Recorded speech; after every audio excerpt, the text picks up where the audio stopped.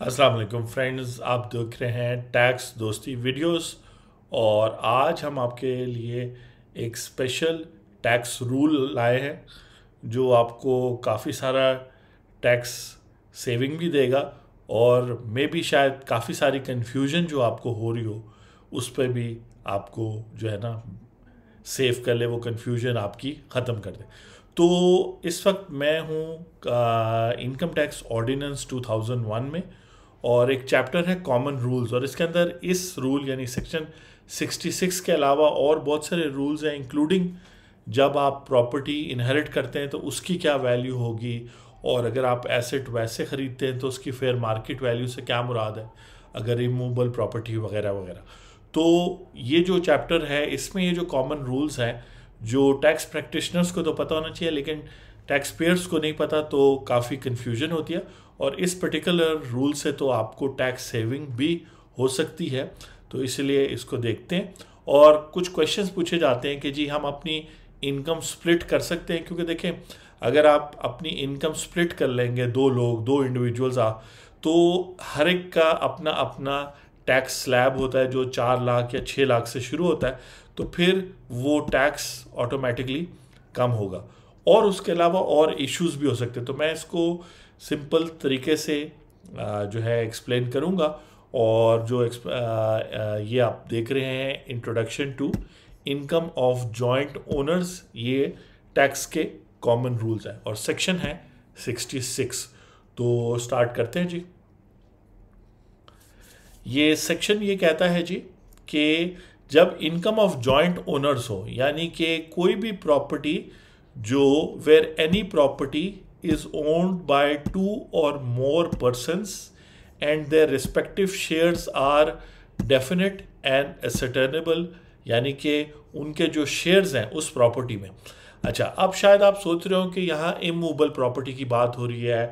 Plot वगैरह। चूँकि आपको पता है कि ये रूल इसलिए भी बताया जा रहा है कि इस दफ़ा जो है वो जो एसेट्स आप होल्ड करें, ख़ासतौर पे इमूवेबल प्रॉपर्टी, उस पर सेक्शन 7E के तहत टैक्स लग चुका है। तो ये सारी चीज़ें जानना ज़रूरी है, इससे आपको टैक्स के बेनिफिट्स मिल सकते हैं अगर जेन्युइनली कोई प्रॉपर्टी ओन्ड है बाय 2 or more persons। तो रूल क्या है वो तो अभी हम देखते हैं, लेकिन हम सबसे पहले देख रहे हैं कि सिनेरियो क्या है, कहाँ किस किस ट्रांजैक्शन की बात हो रही है। तो कह रहा है कि वेयर एनी प्रॉपर्टी, इसमें बैंक अकाउंट, शेयर्स, हर किस्म के आपके एसेट्स आते हैं जो भी आपके हो, चाहे वो बिजनेस शेयर्स हों, कुछ भी हो। और बिजनेस के हवाले से आखिर में हम एक एक्सेप्शन देखेंगे। तो जो भी सिनेरियो इनिशली तो सारी प्रॉपर्टीज में आती है, immovable, movable, tangible, intangible, trademark हो, इन्वेस्टमेंट हो, अपने नेशनल सेविंग्स हो, कुछ भी। और वो दो या दो से ज़्यादा लोग जो है ना होल्ड करते हो। तो काफ़ी क्वेश्चंस भी पिछले दिनों आते रहे, क्योंकि प्रॉपर्टी पे जो है वो पॉडकास्ट वगैरह भी हमने बनाई है, और वो भी इस वीडियो के नीचे एक पॉडकास्ट भी मैं अगर आप ये यूट्यूब चैनल पे देख रहे हैं तो पॉडकास्ट जो है वो भी शेयर करूँगा, जहाँ प्रॉपर्टी के सेलिंग पे जो टैक्स वगैरह है उसके हवाले से काफ़ी सारी बातें हैं एक जगह पर। तो ये कह रहा है कि जहाँ दो या दो से ज़्यादा लोग जो है वो प्रॉपर्टी होल्ड करते हैं और उनके शेयर जो है ना बड़ा क्लियर है कि भाई 50% या 60% ए के हैं, 40% बी के हैं। तो इसके हवाले से एक बड़ा इंटरेस्टिंग केस जो है वो हाई कोर्ट में हुआ, सिंध हाई कोर्ट में, और उन्होंने रूलिंग दी जो अभी तक सुप्रीम कोर्ट या कहीं चैलेंज नहीं हुई। वो ये हुआ है कि एक तो इस तरह होता है, मतलब कि चाहे फैमिली मेम्बर्स हो, हस्बैंड वाइफ हो या कोई भी हो, दो लोग जो है या तीन लोग जो हैं वो डेफिनेट पैसे देते हैं, यानी कि इन्वेस्टमेंट उनकी किसी भी प्रॉपर्टी में डेफिनेट होती है। 30% दे रहा है, दूसरा 40% दे रहा है, और आखिरी थर्ड पर्सन 30% दे रहा है। तो उससे आने वाली इनकम भी इसी तरीके से स्प्लिट होगी। लेकिन अगर कोई शख्स प्रॉपर्टी खरीदता है, पैसे सारे उसने दिए, लेकिन वो अपने फैमिली मेम्बर्स को या फ्रेंड्स को या जिसको भी साथ में उस प्रॉपर्टी के joint account, joint bank account open हो जाता है, जिसमें पैसे तो शायद एक शख्स दे रहा हो लेकिन जॉइंट बैंक अकाउंट होता है ताकि वो दूसरा बंदा भी ऑपरेट कर सके। इसी तरह प्रॉपर्टी होती है, कि दो भाइयों के दरमियान या कोई भी सिनेरियो में जो है, तो वहाँ पे जहाँ पे शुरू में डिसाइड नहीं किया गया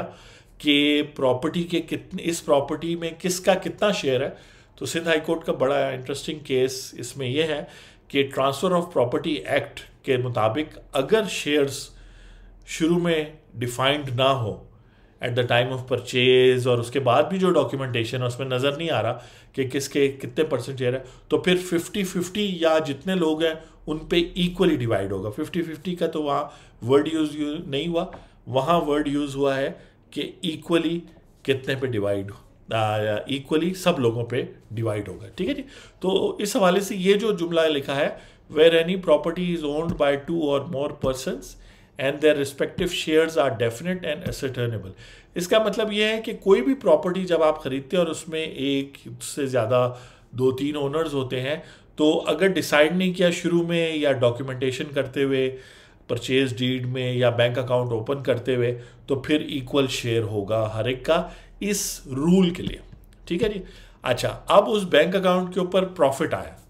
उस बैंक अकाउंट के ऊपर प्रॉफिट आया है, तो वो कहता है for the purpose of this ordinance and subject to subsection 2, subsection 2 में एक एक्सेप्शन है,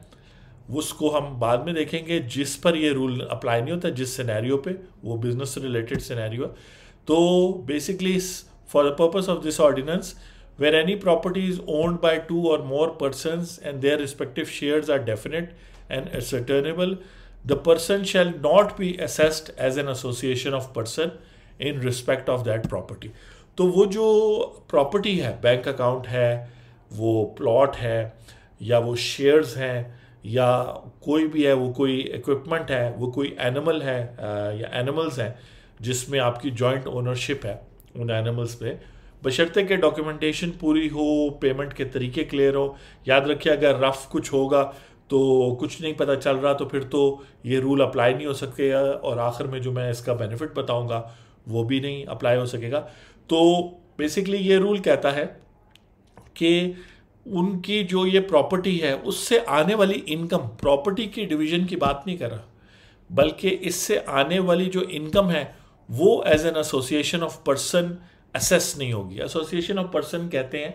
जब कुछ लोग मिलके कोई काम करते हैं। इसमें सबसे ऑब्वियस एग्जांपल पार्टनरशिप की है, लेकिन इसमें और ऑर्गेनाइजेशंस भी आ सकती हैं, जो है क्या कहते हैं, यूनिवर्सिटी वगैरह, और इस तरह जहाँ पे कुछ लोग मिल गए और उन्होंने मिलके कोई इदारा शुरू किया फॉर प्रॉफिट या नॉन प्रॉफिट जैसे भी है, तो वो जो प्रॉपर्टी है उससे जो इनकम आएगी, और याद रखें कि अगर उससे 1 लाख रुपए इनकम आ रही है और उसके 2 ओनर्स हैं, तो 50,000 हो जाएगा। और ये जो बी में कहा जा रहा है, the share of each person in the income, तो इनकम की बात हो रही है फ्रॉम द प्रॉपर्टी, इस प्रॉपर्टी की जो जॉइंट ओनरशिप है, फॉर अ टैक्स ईयर, एक टैक्स ईयर में, shall be taken into account in the computation of the person's taxable income for that year। तो वो 50,000 दो शेयर्स जो हैं वो लाख रुपए पे टैक्स लगने के बजाय वो 50-50 करके ऐड हो जाएगा। तो इस तरह है कि अगर आपको 8 लाख रुपए आते हैं किसी साल किसी भी प्रॉपर्टी से, अब ये प्रॉफिट ऑन डेट हो सकता है, रेंटल इनकम हो सकती है, कुछ भी हो सकता है, तो उस इनकम को स्प्लिट करेंगे और वो 4 लाख जाएगी। अगर आपने शेयर्स डिवाइड नहीं किए या आपने पहले से डिक्लेयर किया हुआ है कि भाई हम 50-50 के इक्वल के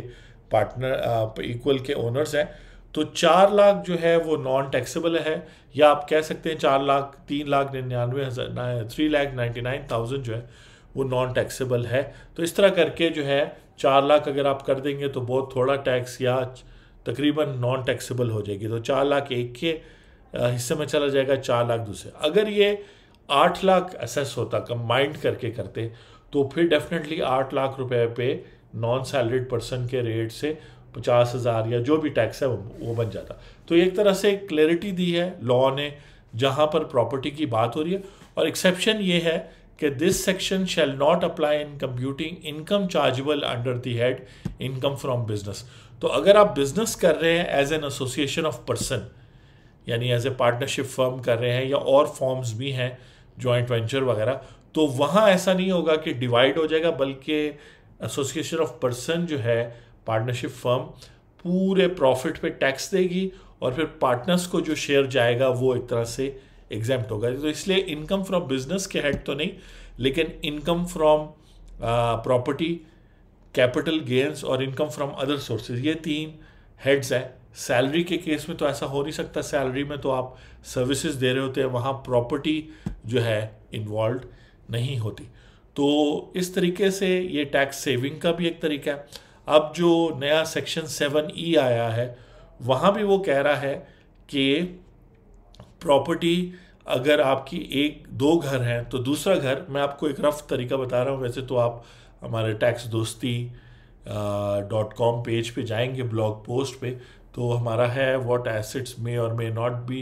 exempt from taxes on immovable property. वहाँ पे काफ़ी डिटेल डिस्कशन है, ये वीडियो भी वहाँ लगाएंगे स्टेप वाइज, ताकि बहुत सारी बातें इस टॉपिक से रिलेटेड। तो अगर जॉइंट ओनरशिप है, और यहाँ मैं ये बात दोबारा रिपीट करूँ कि बहुत सारे लोगों ने वैसे आपस में डिसाइड किया होता है कि जी प्रॉपर्टी मेरे नाम पर है लेकिन इसमें आपका भी शेयर है, और वो फैमिली मेम्बर्स के दरमियान या और रिलेशंस हो सकता है। जब तक एक्चुअली प्रॉपर्टी जो है जिन्होंने ट्रांसफ़र की है प्रॉपर्टी, उन्होंने वहाँ पे रजिस्टर्ड नहीं है, तो तब तक इस रूल से कोई फ़ायदा नहीं होगा। तो अब बात ये आती है कि अगर इनकम जो है वो स्प्लिट हो रही है,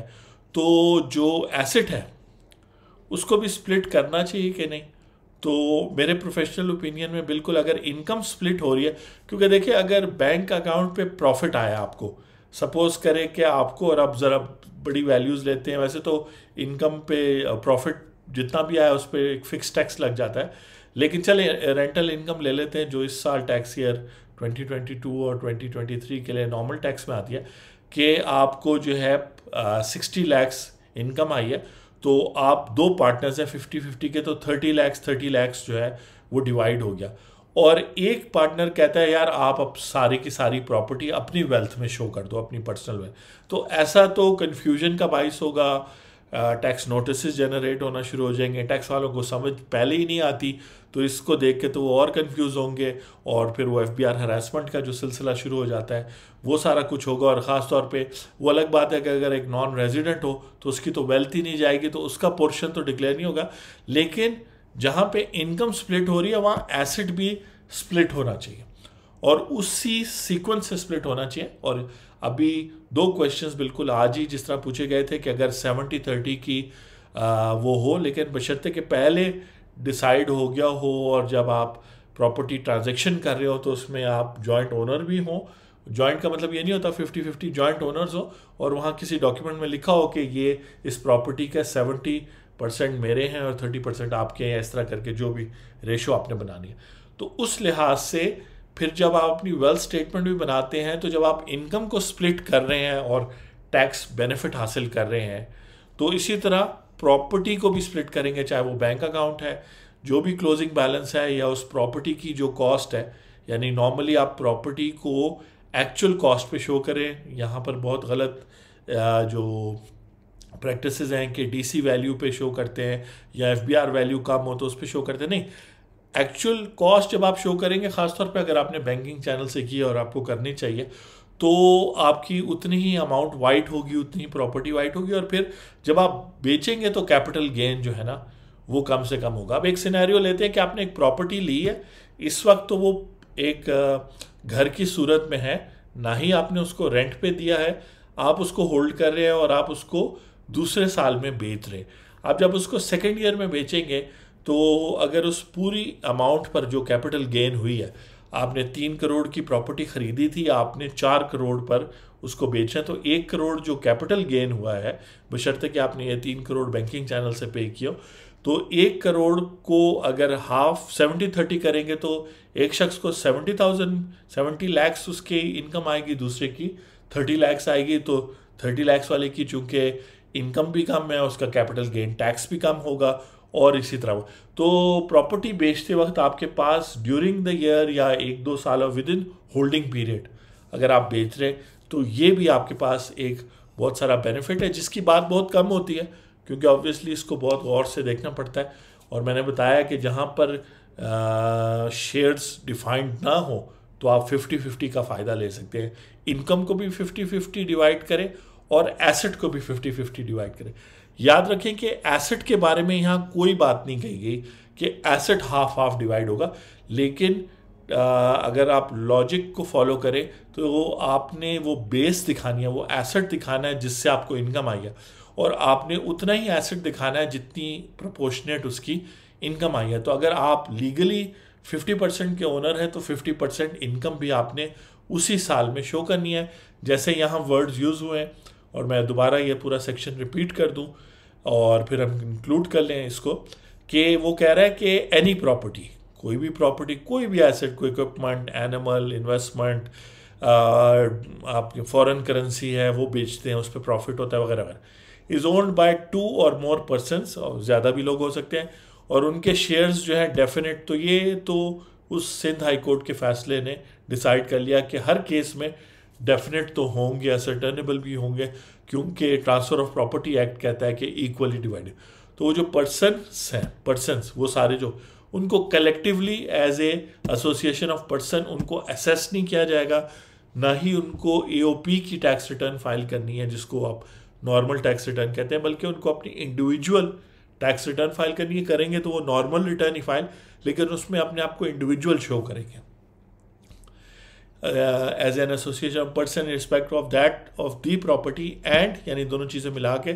जो भी शेयर है हर पर्सन का in the income of the property for a tax year shall be taken into account, जब उसकी कंप्यूट कर रहे होंगे टैक्सेबल इनकम उस हेड के नीचे। मतलब अगर कैपिटल गेन हुआ है तो कैपिटल गेन के हेड के नीचे, अगर इनकम फ्रॉम प्रॉपर्टी आई है और वो स्प्लिट हुई है तो फिर इनकम फ्रॉम प्रॉपर्टी के हेड के नीचे, और इनकम फ्रॉम बिजनेस के हेड से जब कोई शख्स बिजनेस कर रहा है जॉइंटली तो वो स्प्लिट नहीं कर सकेगा, वो अपने प्रॉफिट्स जो है ये नहीं कह सकेगा कि जी मैं 80% का मालिक हूँ तो 80% मुझे प्रॉफिट दे दें और 20% उसको दे के इंडिविजुअल अपनी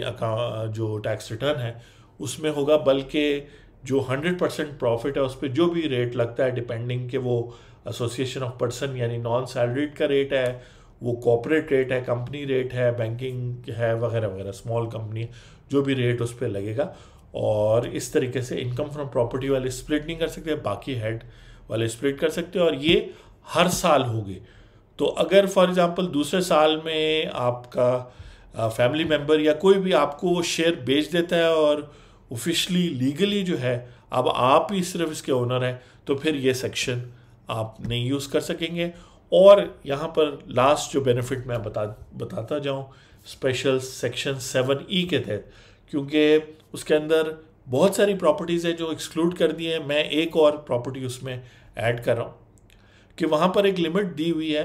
कि 2,50,00,000 यानी 25 मिलियन से ज़्यादा अगर आपके